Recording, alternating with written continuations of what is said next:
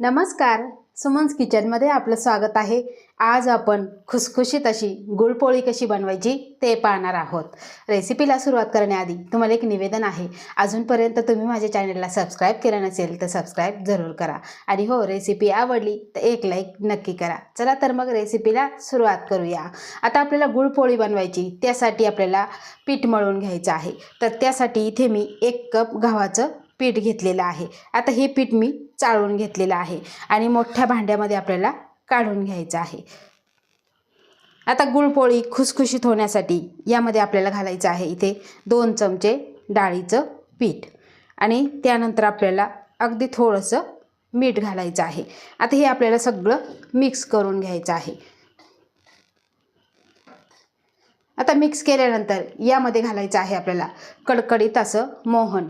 तर इथे मी 1 कपासाठी 1 चमचा भरून इथे साजूक तुपाचं कडकडीत असं हे मोहन यामध्ये आपल्याला घालायचं आहे आणि आपल्याला लगेचच हे मिक्स करायचं आहे। बघा या पद्धतीने आपल्याला मिक्स करून घ्यायचं आहे आणि अगदी चोळून या पिठाला हे तूप लागलं पाहिजे अशा पद्धतीने आपल्याला चोळून घ्यायचं आहे। इथे तूप सगळ्या पिठाला मी चोळून घेतलेला आहे आणि एकजीव झालेला आहे। आता आपल्याला याची मूठ करून बघायची आहे।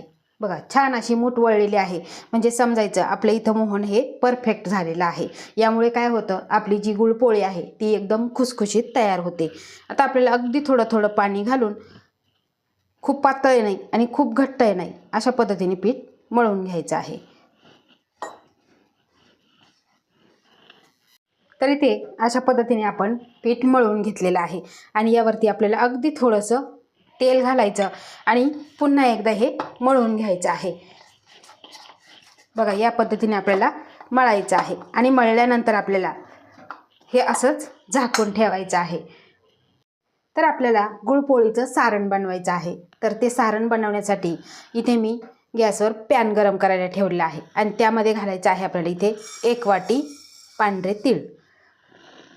आता ही तीळ आपल्याला खमंग असे भाजून घ्यायचे आहे, खूप जास्त करपायचे नाही, चटचट उडेपर्यंत आणि फुलेपर्यंत आपल्याला हे भाजून घ्यायचे आहे। कच्चे जर राहिले तर गुळपोळी ही तुम्हाला चवदार लागणार नाही, कडवट लागेल, त्यासाठी आपल्याला खमंग असे भाजायचे आहे। गॅसची फ्लेम आपल्याला मंदच ठेवायची आहे। तर तीळ इथे आपले खमंग भाजलेले आहे आणि चटचट आवाज यायला लागलेला आहे। आता यामध्येच घालायचं आहे आपल्याला इथे 1 चमचा खसखस। आता ही खसखस सुद्धा आपल्याला यामध्येच 2 ते 3 मिनिटे भाजायची आहे, म्हणजे काय होतं, गुळपोळी सुद्धा चवीला छान लागते। आता तीळ गरम आहे, पॅन गरम आहे, त्यामध्येच ही खसखस भाजल्या जाते। खसखस भाजण्यासाठी फारसा वेळ लागत नाही। आता तीळ आणि खसखस खमंग असे भाजलेले आहे। आता हे एका ताटामध्ये आपल्याला काढून पूर्णपणे थंड करायचे आहे। आता त्याच पॅनमध्ये घालायचं आहे आपल्याला अर्धी वाटी इथे डाळीचं पीठ। हे आपल्याला कोरडंच खमंग असं भाजून घ्यायचं आहे, कारण ह्या पिठामुळे काय होतं, आपली गुळपोळी आहे ती चवीला तर छान लागते, खुसखुशीत लागते, खमंग लागते आणि महत्त्वाचं म्हणजे की या पिठामुळे आपली जी गुळपोळी आहे ती फुटत नाही आणि सारण व्यवस्थित असे हे पसरल्या जातं। त्यामुळे काय होतं, आपली पोळीसुद्धा अतिशय गुबगुबीत आणि एकदम टेस्टी तयार होते। आता हे पीठ आपण मंद गॅसवर खमंग असं भाजून घेऊ। तर इथे मंद गॅसवर पीठसुद्धा आपण खमंग असं भाजून घेतलेलं आहे। तुम्ही इथे कलर बघू शकता, एकसारखं आपलं हे पीठ भाजलेलं आहे। आता हे पीठसुद्धा आपण काढून पूर्णपणे थंड करून घेऊ। तर इथे आपण भाजून घेतलेले तीळ आणि पीठ पूर्णपणे थंड झालेले आहे। आता इथे मी मिक्सरचं भांडं घेतलेलं आहे आणि त्या भांड्यामध्ये आपल्याला तीळ आणि पीठ हे घालून घ्यायचं आहे। त्यानंतर यामध्येच घालायचं आहे आपल्याला इथे अर्धी वाटी भाजलेले शेंगदाणे आणि यामध्येच घालायचं आहे आपल्याला अर्धा चमचा साखरेत बारीक केलेली वेलची पूड। त्यानंतर घालायचं आहे गुळाचा कोणताही पदार्थ आपण बनवतो त्यावेळेस आपल्याला हे जायफळ हे घालायचं आहे, त्यामुळे चव छान लागते। इथे मी छोटा अर्धा चमचा घेतलेला आहे, मला जायफळचा फ्लेवर खूप आवडतो, त्यासाठी इथे मी जायफळ थोडंसं जास्त घातलेलं आहे। आता हे आपल्याला रवाळा असं फिरवून घ्यायचं आहे। तर अशा पद्धतीने आपण रवाळा असं हे वाटून घेतलेलं आहे. आता यामध्येच घालायचं आहे आपल्याला गूळ. तर इथे मी 1.5 वाटी गूळ घेतलेला आहे, कारण 1 वाटी आपण तीळ घेतलेलं, अर्धी वाटी शेंगदाणे आणि अर्धी वाटी आपण पीठ घेतलेलं, त्यासाठी इथे 1.5 वाटी आपण गूळ घेतलेला आहे. आता हे सुद्धा आपल्याला एकसारखं फिरवून घ्यायचं आहे. तर इथे आपण गूळ घातल्यानंतर एकसारखं हे मिश्रण तयार करून घेतलेलं आहे आणि अतिशय सुंदर असे हे मिश्रण तयार झालेलं आहे. आता हे एका भांड्यामध्ये आपण काढून घेऊ. आता तुम्ही हे मिश्रण असं डब्यामध्ये भरून जर ठेवलं, पाहिजे तेव्हा तुम्ही पोळी करून खाऊ शकता. 8 ते 10 दिवस छान असे हे मिश्रण टिकतं, अजिबात खराब होत नाही, कारण याला पाण्याचा अंश अजिबात नाही. त्यासाठी तुम्ही कधीही पोळी बनवून खाऊ शकता. खूप छान असे हे मिश्रण तयार झालेलं आहे. अशा पद्धतीनेच आपल्याला हे मिश्रण तयार करायचं आहे. तर इथे परफेक्ट असं आपलं गुळपोळीचं सारण तयार झालेलं आहे. कुठेही चिकट झालेलं नाही, एकदम असं मोकळं सुटसुटीत झालेलं आहे. तर आपलं सारण तयार होईपर्यंत पीठसुद्धा छान असं भिजलेलं आहे. आता पुन्हा आपल्याला 2 मिनिटासाठी मळून घ्यायचं आहे. बघा, एकदम मऊ लुसलुशीत असं आपलं हे पीठ तयार झालेलं आहे. आता यातले आपल्याला छोटे छोटे गोळे करायचे आहे. आता तुम्हाला किती पोळी मोठी करायची छोटी करायची त्यानुसार तुम्ही गोळा घ्यायचा आहे. अशा पद्धतीने आता आपण लाटून घेऊ. आता इथे पोळीपाटावर मी गोळा ठेवलेला आहे आणि आपल्याला थोडासा लाटून घ्यायचा आहे. या पद्धतीने आपल्याला लाटायचं आहे आणि त्यानंतर आपल्याला यावरती सारण भरायचं आहे.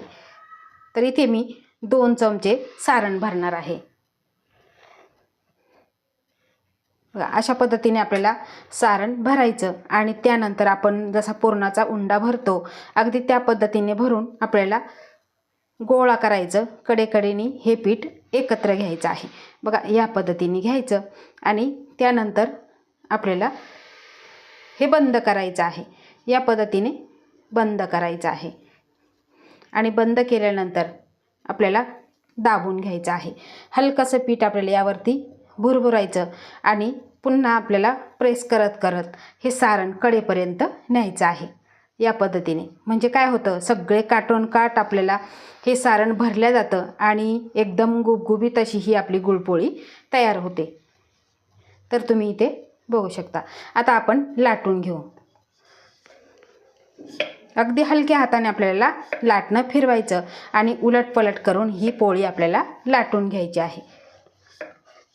अजिबात फुटत नाही किंवा सारणसुद्धा बाहेर येत नाही, कारण यामध्ये आपण डाळीचं पीठ वापरलेलं आहे. डाळीच्या पिठामुळे काय होतं, जो गूळ आहे, ज्या गुळाचं जे पाणी सुटतं ते पाणी हे पीठ शोषून घेतं.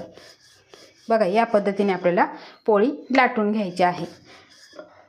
आपल्याला कड्या लाटत जायच्या आहे. कडा जेवढ्या पातळ राहतील ना तेवढी पोळी आपली छान अशी फुगल्या जाते.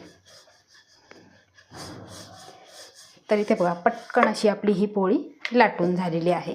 आता छोटी मोठी तुमच्या आवडीप्रमाणे तुम्ही लाटून घ्यायची आहे. खूप जाड जर तुम्ही पोळी ठेवली तर ती चवीला चांगली लागत नाही, तुम्हाला पिठाळ लागू शकते. अशा पद्धतीने आपल्याला पोळी लाटून घ्यायची आहे. तर तुम्ही इथे बघू शकता, याचे काठसुद्धा तुम्ही बघू शकता. खूप जाडही नाही आणि खूप पातळही नाही. आपण पोळी आता भाजून घेऊ. आता पोळी भाजण्यासाठी इथे मी पॅन गरम करायला ठेवला आणि त्यावरती आपल्याला थोडंसं तूप टाकून घ्यायचं आहे. आता तेल तूप तुम्ही काहीही वापरू शकता आणि गॅसची फ्लेम आपल्याला मीडियम ठेवायची आहे आणि लगेचच आपल्याला पोळी यावरती टाकून घ्यायची आहे. आता एका बाजूने पोळी भाजली की लगेचच आपल्याला पलटवून घ्यायची आहे आणि वरतून आपल्याला तूप लावायचं आहे. तेल तूप तुम्ही तुमच्या आवडीप्रमाणे लावायचं आहे आणि खमंग अशी आपल्याला ही पोळी भाजून घ्यायची आहे. तर इथे पोळी आपली टम्म अशी फुगलेली आहे. तुम्ही बघू शकता, काटणकाट आपण सारण भरलेलं आणि गुबगुबीत अशी ही पोळी आपली भाजलेली आहे. आता आपण पलटवून घेऊ. बघा, छान असा रंग आलेला आहे